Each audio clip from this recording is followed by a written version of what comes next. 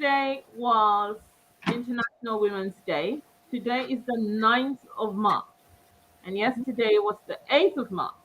And it's really interesting because there are a few people who I had a chat with before we came on. In fact, I had chats with yesterday, and I also attended a few international women's meetings yesterday. And some people are getting a little bit fed up because they don't think that we're moving that fast. Now, International Women's Day is an event which is celebrated on the 8th of March every year. Mm-hmm. And I don't know whether I should be telling you the history of it because people should know about it, but it was a socialist day, and the Socialist Party, it's for workers, it's for women. It's a thing that was set up, I think it was 1909 in New York, and then Germany took it on in 1910 and made it the Socialist Women's Conference, and it was being organized annually. And then in 1917, it became a national holiday in Soviet Russia. And the women, this is when they were celebrating the Komsomol. And then later on, the United Nations took it on in 1977. And so it's been over 40 years, decades since International Women's Day began. And every year there is a theme for it. And this year, the theme is Break the Bias. Now, this year's theme is all about ending prejudice that women still face on a daily basis. And we're in 2022. So 1907 up till 2022, some people think things haven't changed. For example, according to statistics from the World Economic Forum, only 6 countries in the whole world give women equal legal rights, equal legal work rights as men, and only 22% of data have professional women, proper professional women, 22%. Now, they also found that women are a staggering 47% more likely to suffer from severe car injuries. In car crash, do you know that women get hurt more than men because the safety features are designed for men? So women who have breasts, maybe, and different bodily, if you're pregnant or whatever, you will be more harmed in a car crash. Now that's really serious because so until now, people who are building cars and putting in safety features are not considering that women drive the car or women sit in the cars. I mean, there are so many issues, but I picked up just the car crash one just to show you how, up until now, we're not thinking about women. But then that's because women are not in those industries, possibly. We do not have enough women in those industries to do this sort of work, to say, oh, hang on, can we do it this way? Because if you have breast, if you have this, if you have that, if you're pregnant, if you have a baby, blah, blah, blah, blah, blah. Anyway, we're in 2022, and International Women's Day is striving to raise awareness of this bias and discrimination and create a gender equal world that is diverse, equitable, and inclusive. Now, I don't know how that is going to work. However, we have to look at how we're going to do this. Now, I have 4 strong women here with me today, and I'm going to introduce them all to you. I have, and when I mention your name, please raise your hand or something so that people see who you are, because it's going to be difficult. I have Dr. Brenya Twumasi. She's an academic scholar, a trench worker. She's a lawyer, a psychology expert, and works in criminal justice. Did you raise your hand? Yes, you did. You did. Sorry. Yes. Now, I also have Ngozi Onwuanibe, and she's an organization and practice improvement consultant. She's she's worked in senior leadership roles with children, safeguarding across a number of local authorities in the UK. And she also makes jewelry and a mother of a beautiful girl. Sure. I have Shirley Osborne here, who is a social entrepreneur and a women's leadership advocate who focuses much of her work on issues of safety and security for women and girls. Shirley has done a lot of things. She's founded Girls Education Project in Phoenix, Arizona, with the mission statement saying, "Strong, passionate girls become powerful, compassionate women." And that's my favorite thing about her. This byline in which she works with passionately is amazing. And last but not the least, I have Amerley Asante-Armar, and she's a lawyer, a life coach, independent presidential aspirant. She wants to become the president of Ghana. And I mean, we're all going to help her. She's Absolutely. also a co-founder of Power to Our Mothers Foundation. Yay! Now, somebody is having problems with sound. Oh my God. It's okay now. I'm back. Right, excellent.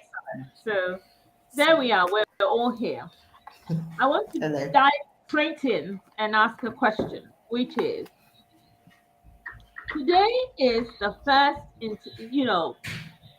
when the first International Women's Day was held in Copenhagen, Denmark, some 111 years ago. That was in 1911. This question is to Shirley.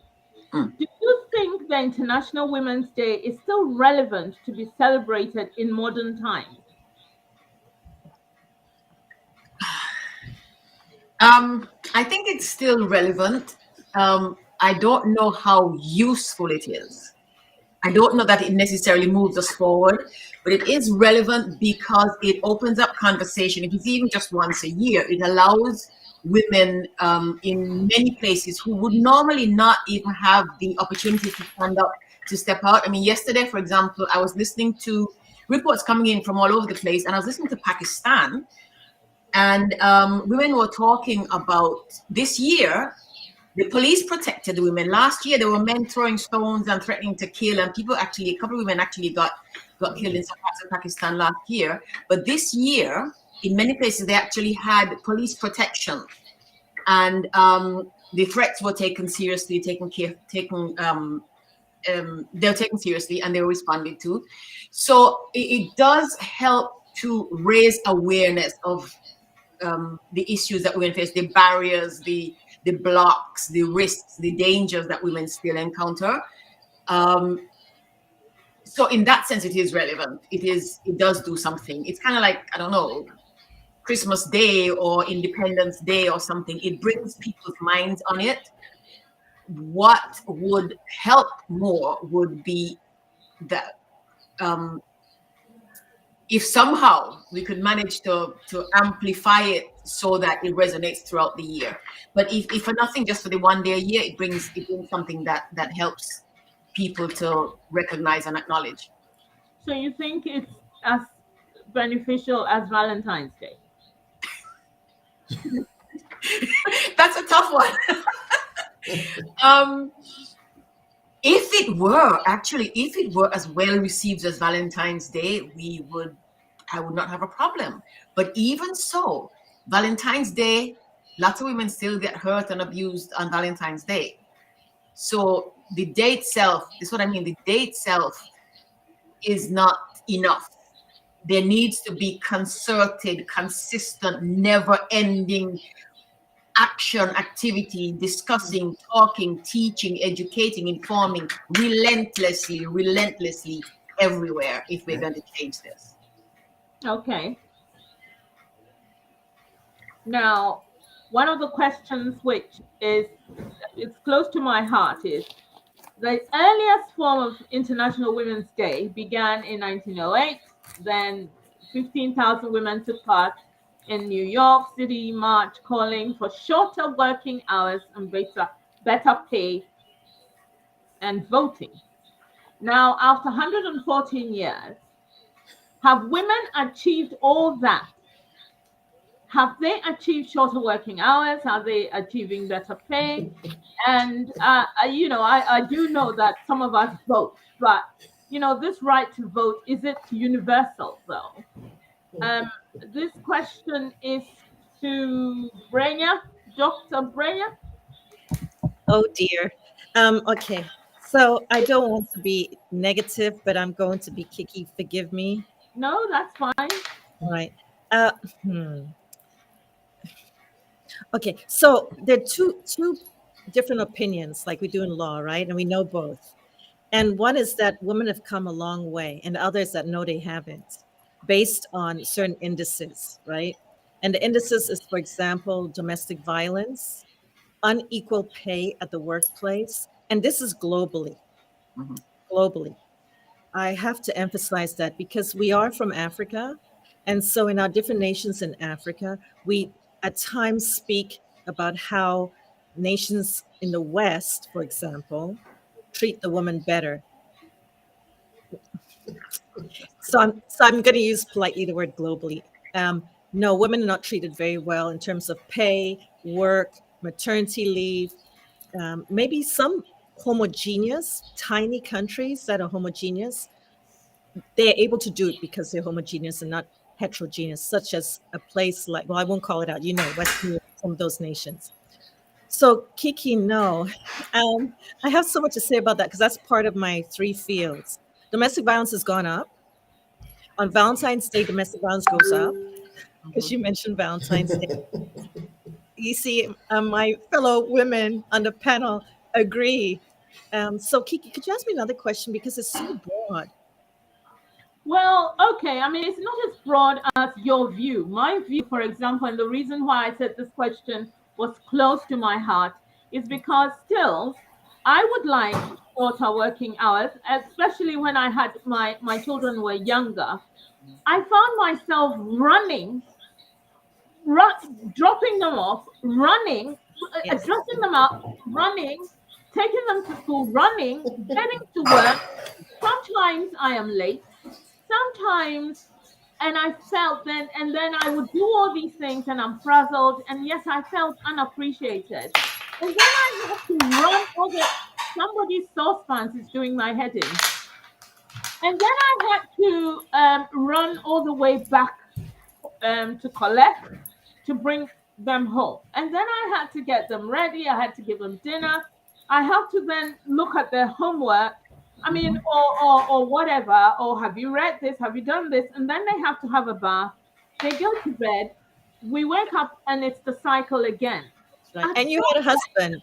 And you had a husband. Oh yes, I had a husband, and at no point, in fact, he didn't even think I was doing that well, and I was running around, and he would drive in and to work and then come back, and then and dinner should be ready. So I'm coming to get dinner, that sort of thing. And I always felt that I have to work because we need the money.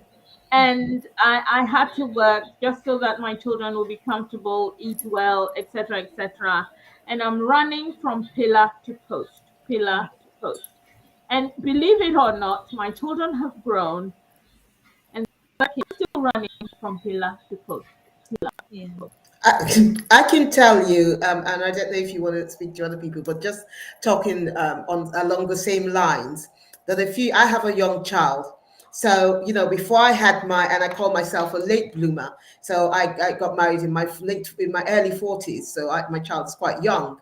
And what you're saying resonates today, tomorrow, whatever. And it's so interesting. I had all these ideals of, when I have this child, my child would go to a particular nursery. It will be very nice. We'll go to a multilingual one, all that and all that. You know what it boiled down to? The nursery closest to the station. And the nursery, at the nursery where they, that had mature women who'd had children before, not, one where I'll have young workers who would call me at every cough and every cold that my child had.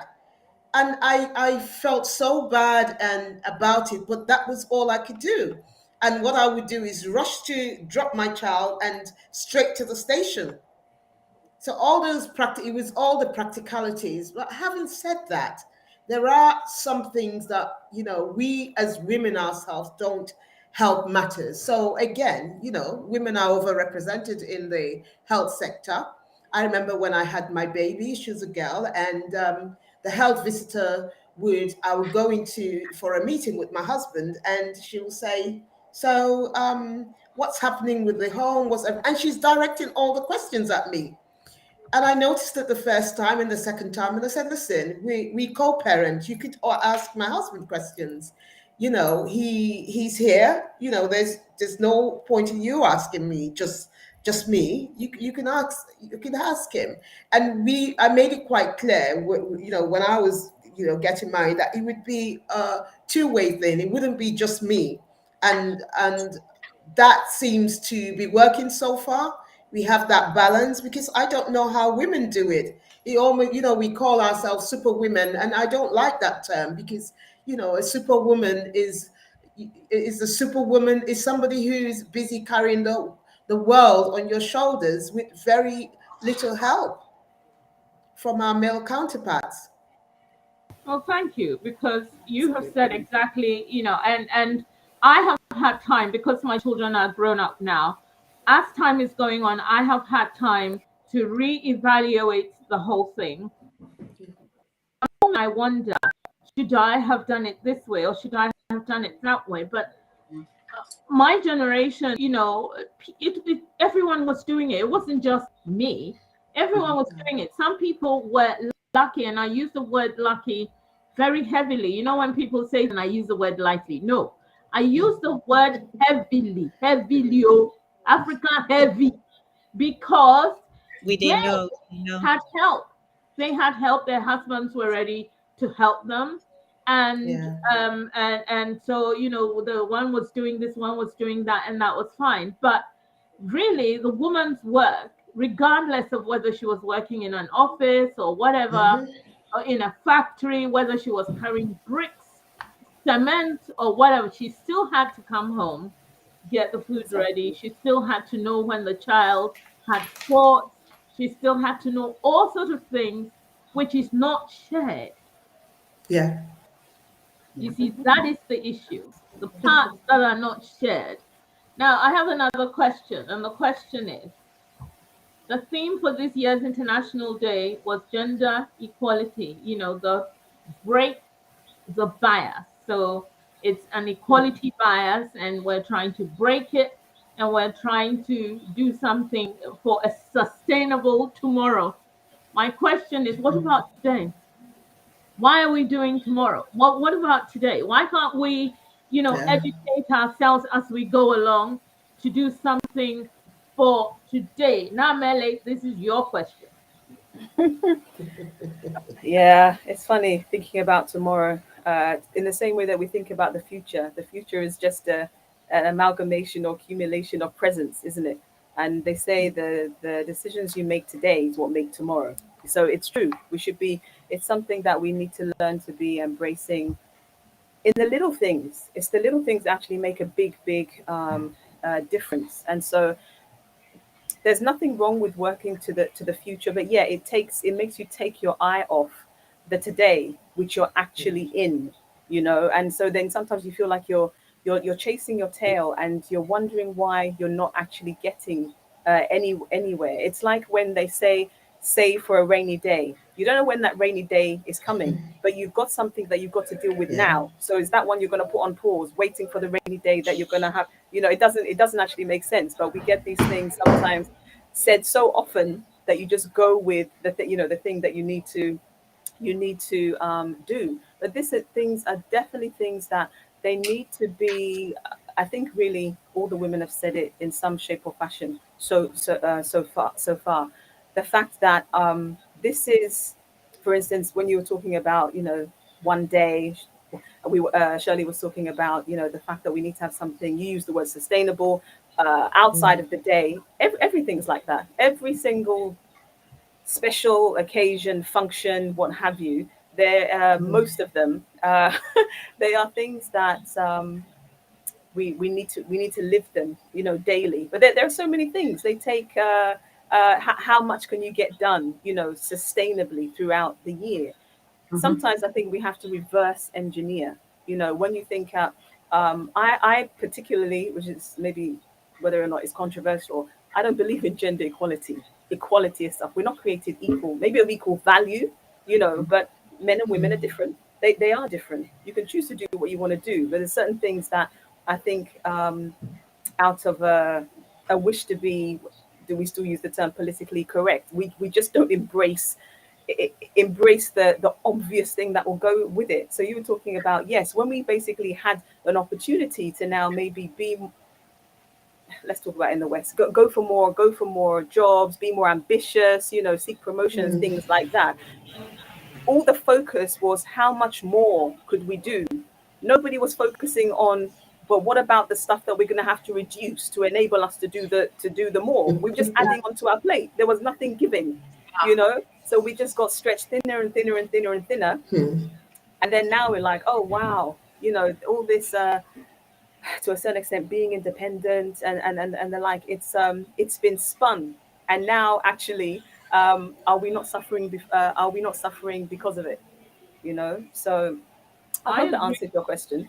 No, I think you are on my path because and I'm stating this is a free discussion where we're all talking, not just me asking you questions, because I feel that I am also a woman. Hello, in case anyone notices, this is a girl here, and I have gone through all sorts of situations and metamorphoses to be a metamorphosis, to be able to decide and see that it's not right. It's okay if we're both working, we're both earning, and so we come home and we're both sharing, regardless of children. Forget about having children, but you ourselves, you come home today, I'm making dinner tomorrow, that sort of thing. It's not but if I am at home and I'm not doing the things that you're doing, then we're talking about equal value. And therefore I am creating and I'm doing and I'm tidying and I'm, and you're bringing in the money that is making us comfortable. I am at home making you comfortable. So it has to be a balance. And I have always wrestled with that. I have always wrestled. I am always kind of, it's not that I even have the feeling of it's not fair. Yeah. Can I jump in? Since it's a conversation, Kiki had told me this is supposed to be a conversation, so I know I get to jump in. Can I jump in? Yeah, you can. Just like audience, respect Kiki great. She's the host, but she told me before we should converse. So first, shout out to Valerie. If you can see Valerie, the DEI expert, and shout out to Abby. Hello. Yeah. So DEI made just now when you guys were chatting and Kiki was talking, poof in my mind that DEI actually I respected more just a second than 10 seconds ago. And I'll tell you why. Diversity, equity, and inclusion. Booyah! The communication is what Kiki's looking for. It's not, and what you had said earlier, Nadwa, it is not equal, it's equity, inclusion. And I want to say this, I'm talking real quick because I want us to just converse. That we women have been powerful since the beginning. We're the co-creators. We got the uterus, and I know I'm putting this out on TV, and there'll be controversy, which is good. But nowadays, first of all, I'm conservative. I'm a Christian. Nowadays, we can use a petri dish to make the baby, but we can't take away the uterus. We are powerful in the sciences because I'm a scientist, and in law, and in criminal justice. In the sciences, we know that the female body is way incomparably more complex than the male. I'm not going to go into that, but I wanted to mention. So back to Nadwa's point. Actually, we have been organized ahead of time. So in our field of law, psychology, and criminal justice, we don't just do today. But because we women are so busy, like Valerie is saying on the chat, because we're so busy juggling things, like we all know, our multitasking brain, which has been proven to be so in science because of our uterus, a multitasking brain thinks about today because we have to do so many things. But to remind you, a place like the United States, and forgive me, US, plans for 10 years. China, 50 to 100 years. Ghana, 3 months, 1 month. Um, Planning is critically important, and there are women since the beginning of time, and me right here, that we do plan, and I know Valerie does too, and Afi does too. We do plan for later, but we live fully today because we are women. We have to. But no, those women who don't plan for the next year and 2 years and 3 years, they're way behind. So I'm advising all women, talk to us and learn how to do that because we've been doing it for decades. Okay, that's enough for me. Okay, I have a question for Ngozi actually. Something that I was wondering about was it is okay. So International Women's Day was yesterday, but we are in the International Women's Month. And what are your thoughts about the day and the month? And how do you feel specifically as a woman and as a Black woman in the Western world? You know, I mean, it's two things. You can talk about being an African woman as well if you want, but as a Black woman in the Western world, how do you feel? That's a big question, isn't it? So, it's International Women's Day. It's one day celebrated. One of our, panelists, I didn't get your name because I joined late. Who was talking about it is, it's just not one day. We're women every day of the week. You can't see me. Oh, that's a shame. Can you see me now? I'm So not saying it's you can. Oh, can you see me now? yeah. It's not just one day of the week. It's every day or one day in a year. It's every day we live it. And as a woman living in the West, and as a Black African woman, Nigerian specifically, growing up in the West, living in the West, it's quite, you have these, but it's almost like you're living in a parallel universe. So there is one bit of you where you're doing all the Western things, living through the expectation as a Western woman, independent, going about your business and working. But the work conditions don't allow you, and don't allow, you don't have the work conditions in the first place. The good work, we're so flexible working isn't there. Gender parity, you can't even think about that.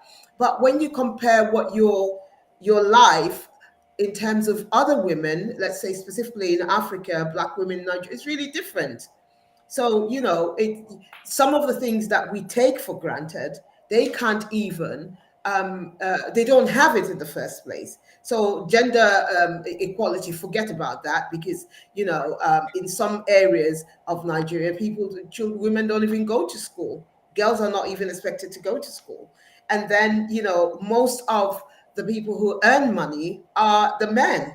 So it favors the men. So you find that women are left in a position of having to rely on men, having to stay in poor relationships. There's a very high percentage of domestic violence in Africa generally and in Nigeria. Because when women think about having to, is it the shame? Of course the shame is all about the women. No one thinks about, oh, this man is going about with different women, has children everywhere, but they're rated. But if a woman does that, that is an issue. So domestic violence is high. Women stay and girls stay in long relationships that don't favor them, don't they have lack of confidence, lack of self-esteem, being in a relationship that doesn't work for them, and they can't go back to their homes because of culture, because of expectations, because then they have nothing else to rely on. And for me, it's the first thing for me as a woman is having that independence, financial independence. It's so important. It doesn't, it doesn't matter whether you have £1, £2, £3. I think it's extremely important that women have something that brings them income.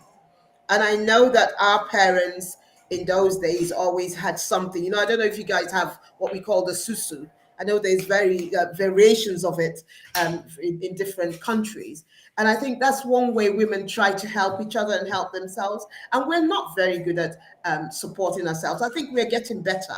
I don't think we're very good at it generally, but we're better than men in supporting each other because we talk about our feelings. Now, because of COVID and the emphasis on mental health, everyone is talking about emotional well-being. And so men are talking about their feelings as well. But for me as a woman, an independent and for International Women's Day, I just think that we still have a long way to go.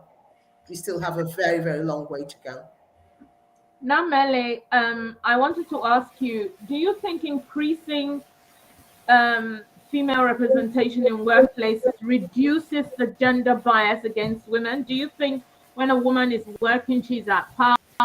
Forget about all the things I said.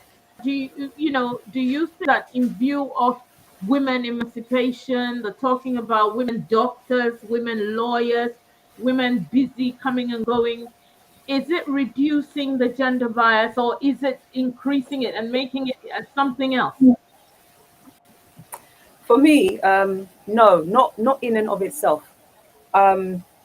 because we have to recognize that the biases we're talking about gender because for International Women's Day, but it applies to other things. These things, the reason why they take so long to either eradicate or make progress in is because they're systemic, they're structural, and they're cultural, and you don't change those things overnight. And I was quite shocked. I read something. I think I picked something up just today. The Harvard Business Review, I think. So literally just for this March, and and there was this example where they looked at sectors which are dominated by women: law, healthcare, non-profit. Spiritual or faith-based non-profits, and higher education. Exactly. So those four sectors dominated. When I say dominated, maybe 52%, 55%, 57%. But yeah, where you have the majority of women, and yet the bias Where is still where though? Because not in the U.S. The statistics doesn't apply to the U.S. Just a disclaimer. So I said where. Well, it's funny, but I picked it up for the Harvard Business Review. I think that's where they were talking about. But I'd have to find out the exact if you like area. But that's the percentages that they gave. It wasn't based on UK. Not from my recollection. But they're the four that they mentioned: law, healthcare, higher education, faith-based non-profits. So what they're saying is that, in these places where you have higher female representation, there still is gender bias. And it's so funny because you would think, because the other thing is we talk about the breaking the bias, and I don't know, I haven't seen myself how far, to what extent people break this down, because by implication, for me, the obvious implication is breaking down bias against women by men. But women also have bias against women. So well done. When I was working, I wanted to draw someone into that. But this is it. Women, we are so mean to each other. Now it's like, as you're saying, somebody gets a job. A woman is in Mrs. Thatcher. She was surrounded by men. There was no way other women could even get a headway. Whereas you would think that it took you a long and arduous time to get to where you were. Therefore, you would draw in a few other women. And I've been to many, many women's courses where a woman would say, if it hadn't been for this other woman, I would not be here today. So why is it that some women always think of helping, but it is not universal? These women are rare. Yeah. I don't think, just quickly, I don't think that I don't think it's always an intention or a willingness. There are some people who want to and they can't, because like you said, if they are surrounded by men, because it applies equally to the ethnic diversity as well, where you think, okay, one of us, we've ascended, we've got somewhere. Why isn't a brother or a sister bringing up another brother or sister? And some of them have to fight. I mean, they had to fight tooth and nail to get there. And then to imagine to bring someone out, it's not easy. Even with the will, I can't say it's a blanket thing, but I've seen and people have spoken of the fact that sometimes they try, and then they also have to battle against their other women, their perception of those who have ascended to, they've been promoted, because then there could be the perception of, oh, well, she's there now, she doesn't care about us, she's now rolling with the brown nosing and everything. So then there's that perception, there's that gap as well. So I just think it's a bit more complex. There are those that, once they're there, it's like, bye, see you. But there are those as well that I think that they do have an intention, they do try and do things, but it's not easy. Yeah. Well, you have hit on, you said it.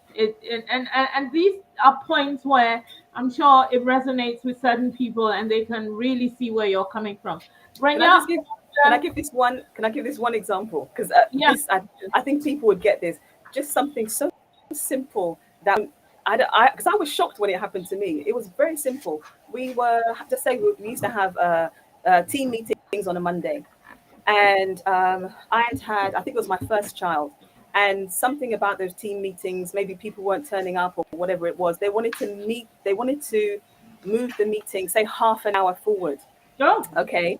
So this was already a morning meeting. I think they used to be at 9:30 and they wanted to move it back forward to 9, bring it forward to 9. Not a big deal. However, new mother, juggling, childcare, nursery and all this thing. So anyway, they made the decision, and one of the people who were in the seat to make the decision, she was actually my line manager at the time. So number one, she didn't tell me about this change, or consult me about the change, and she made it in conjunction with other people. Now, the reason why it shocked me is because she was a mother of 3 children, and she didn't stop to think that maybe it would be important to tell me and check, but how would this affect me being a new mother? How is it going to affect me getting into work and dropping the children out, dropping my child at nursery before I got to school? So I didn't even have to look at the man. This is my line manager, who's not only a woman, she's a mother. So sometimes we just get oblivious. We just go along with what everybody else is saying. That's why I said the bias is not just from the men; it's from us too. Can I say something there? This is an interesting thing. I think one of the things that we ought to remember, we have to sort of remind ourselves over and over, is that we were socialized exactly the same way the men were. So women, we have been taught, just like men were, that women are not so valuable, women are not strong enough. We've been taught all of that. So that's our conditioning. There is also, no matter how you look at it, no matter where in the world you are, there is this competition, because we still are taught that until you hook the man, until you have a husband, until you have the house and the children, whatever the conditions might be in there, until you have that, you have no value. And there are places in the world still where when the husband dies, the woman is put out, she's sent away, she has no value. But Na's case was interesting because one of the things, I've come up against some of that before, and it's interesting that even when you talk about women who once they've arrived, they've risen, they literally are still struggling against having had to struggle so hard to get up there, and perhaps not even having the energy to reach back as much as they might want to. But there is also sometimes the desire to protect the women. So one of the things that could have happened there in that case now, and I've seen it be in other instances, is she knew, not her necessarily, but sometimes women know what they've had to struggle against, and sometimes what they have lost because they have these exceptions made for them. And so it's a really delicate struggle. Sometimes, just like you said, now they want to help. We want to help, but we also know that if we put ourselves on the line, because sometimes it is putting yourself, or you stand up for another woman, or you're being this, or you're just being the woman again.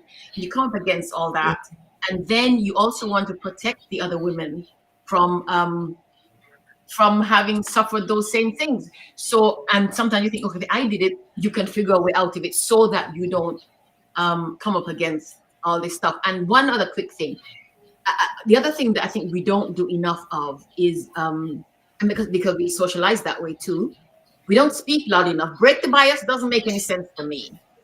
Bias is such a flat, unemotive word. It literally doesn't tell me anything. I don't know who comes up with these things, but break the bias doesn't do it.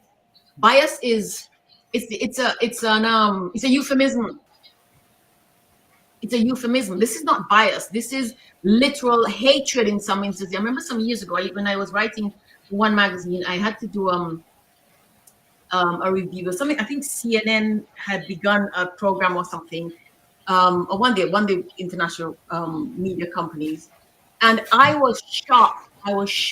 Literally shocked at the way men, because it is about the United States, men in the United States treated women. And the only thing I could think of, these men hate women. There's no other word. And it has not changed. It has not changed. So bias, we have to be able to find ways to call things as they are and then call them out. So saying bias, okay, break the bias, whatever. But stop the hatred, literally stop the hatred, get yourself together. You know, I think we need to use clearer and stronger language and shock people sometimes, not perhaps. Out there, you know. Brenya, do you want to talk about, from your legal and criminal justice angle, to tell us something about domestic violence and incarceration of women and how, this breaks the bias? Where do we fit that in this whole domestic violence? Okay. I'm excited about the audience in the chat they leave in, Kiki, because we know many of them, like and Steve and stuff. So Shirley, there's noise in someone's background, and it's not mine. Doing my head in. I'm home alone. Should I continue? Anyway, carry on, Brenya. Yeah. So what Shirley said is accurate. It's hate. And so what I would like to share with that is that all of us on the panel, and I'm sure all of the audience too, because we have all professional audience, know about implicit bias. So implicit bias actually includes hate. But what Shirley I think is saying is that maybe it's too soft the language. We need to get together and vote on changing that language. But implicit bias includes hate. And so in implicit bias, the people don't know, the women don't know that they hate the women. The grandmothers don't know that they hate their daughter-in-laws in Pakistan or India. And I'm sorry I called you out. The men don't know that they're hating their wife. That's why domestic violence. So I'm going to switch to this, Kiki, what you asked me to do. So in the classroom, when I'm teaching the future police officers and so on and so forth, law enforcement of all diverse kinds, we do an exercise on purpose. And it's a skit, which scares the students, but they learn and they thank me later. That is, if someone was outside our classroom door at the university and they slapped one of us, what would we do that are outside? We are in the class. We get up, we call 911 right away. However, in their neighborhoods where there's a high incidence of domestic violence, if someone is a coward, a sniveling coward, and hits children or slams the wife against the door or hurts the wife, no one in the neighborhood calls the police or says anything. And so that's hate. So Shirley is right. We know this. But implicit bias is that they don't even know that they have that within them. And the only way one can really get to know that they have implicit bias amongst human beings is with intervention, and it's professional intervention. So we can't go totally into that. So with incarceration, the last point, I'm talking fast so I can give somebody else a chance. With incarceration, I want to tell everyone that in every country, Saudi Arabia, Iran, Russia, Ukraine, Holland, United States, Ghana, Nigeria, women are given a heavier sentence, which people don't understand. So I'll extrapolate one example. So when a female, for example, commits homicide, not murder, homicide, say against a husband that has been battering her, emotional abuse, assault, which again, outside the classroom, you call the police and you go to jail. Okay.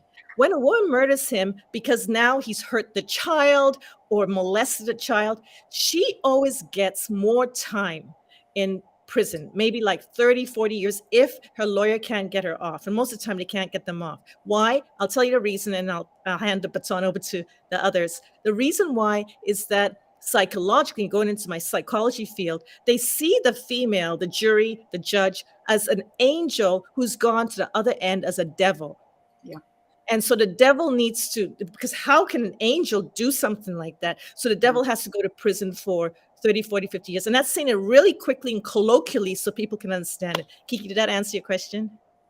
It does, and it's so heartbreaking to hear it in the cold light of day, that women's health, and it's the same way that Black people are treated in America. Say when a Black boy goes to prison, for doing something equivalent that a white person would do, and that Black boy would go in for 30 years smoking weed.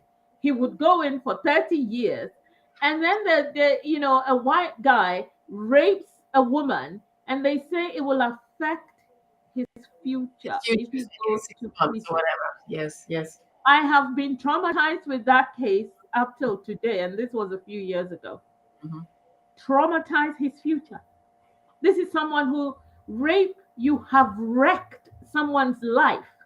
People, men, these judges, these lawyers, they don't understand that to rape a woman means you've killed her, but dead man walking. Yeah. And yet it's a low prison. They go for 7 years, come out, or they go with slap on the wrist, come out. Where is the bias? Where are we breaking this bias? I'd like to know. And for your show, we have statistics. 45% of violent crime, which includes rape and homicide, are out on the street, haven't seen jail time or on probation.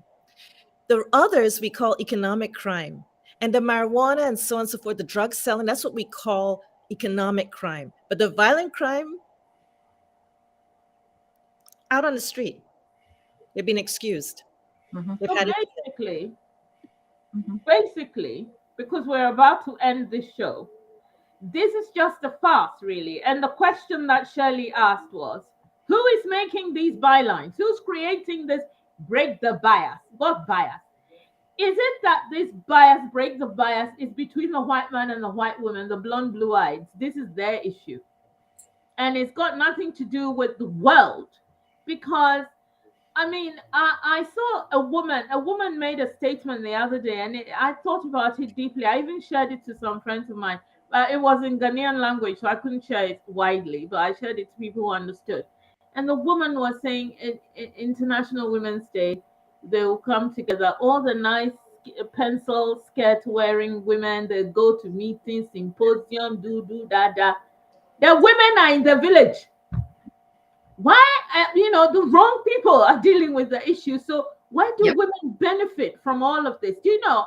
For me, this International Women's Day, before it was, Year of the Woman, blah. Now it's beginning to annoy me.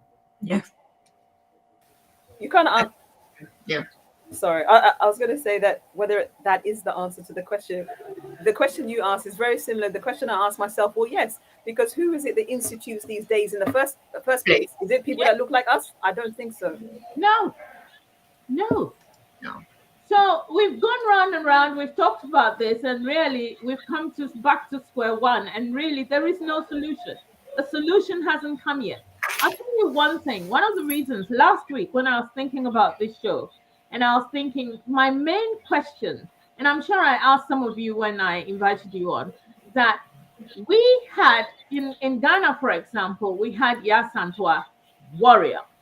In the Caribbean, we had Nani, the woman who saved all the women. If you go to America, we had the woman who passed the people under the dungeons and everything to free them, and took them through the woods and tried to free them.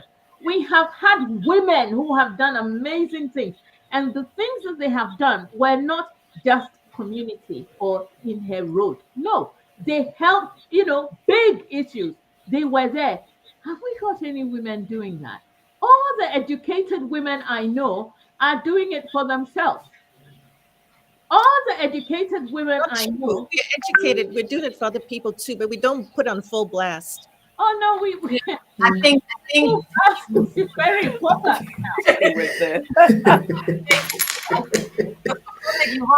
Women are doing it everywhere, but one of the things that we are missing is precisely that.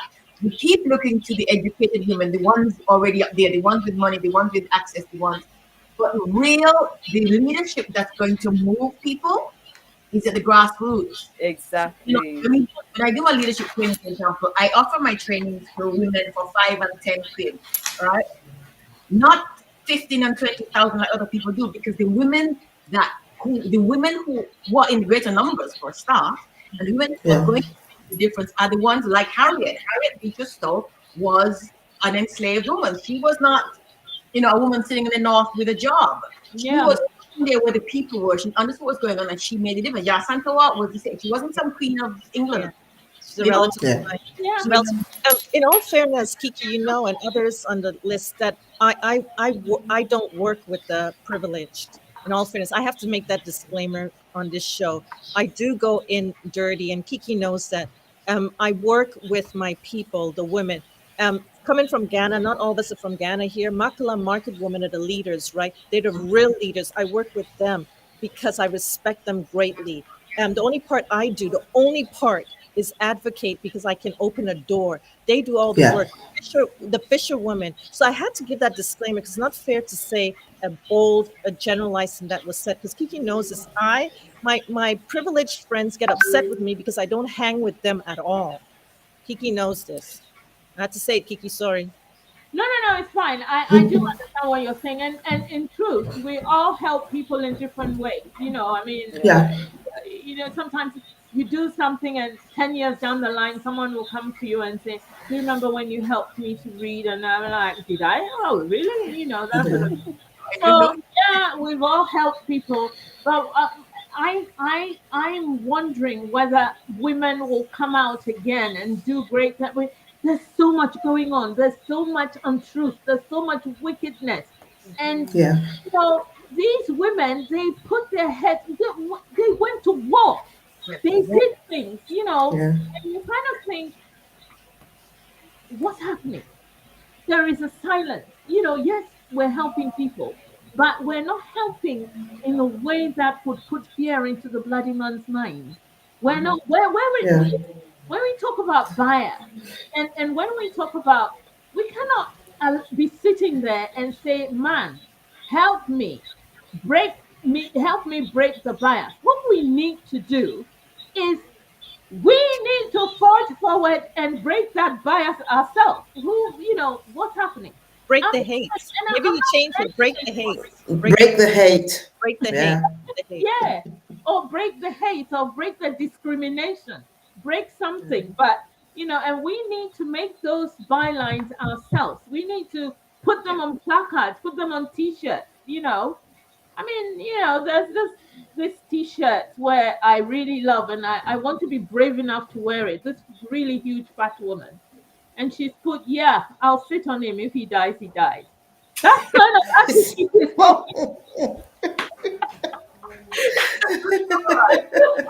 Oh Oh dear. my God. People, our time is up. You know what? Wow, that was Because fun. it was such Yeah. an illuminating and fun discussion. And Yes. because we were all speaking from our hearts, we didn't realize that the time had gone. Because I It's looked and it's flown. 53. The I'm time is really gone. over. Yeah. But I want to thank you all. And we have to do this again. We have to continue. And I Sure. seriously think that maybe we should do this, not because it's um, International International Women's Women's Day, Day. but we should do this because we need to do something for these women, for the women, by the women, with the women. Yeah. We really need to, I mean, so, keep that thought, because I'll come back to you. The interesting thing is international. We've got two from Ghana, we've got different countries are represented right here. This is international, one time. And this is African women, black, wonderful, educated, beautiful, powerful people. You need to use the gift that God gave you. Thank you. Happy International Women's Day. Happy International Women's Month. Ah, Thank you yes. all for Wow. coming. Thank Women's you, listeners. Thank you, thank you, thank you, thank you. Ladies, you can stay on the line. I'm going to switch off. Thank you. Thank you. Thank you. Love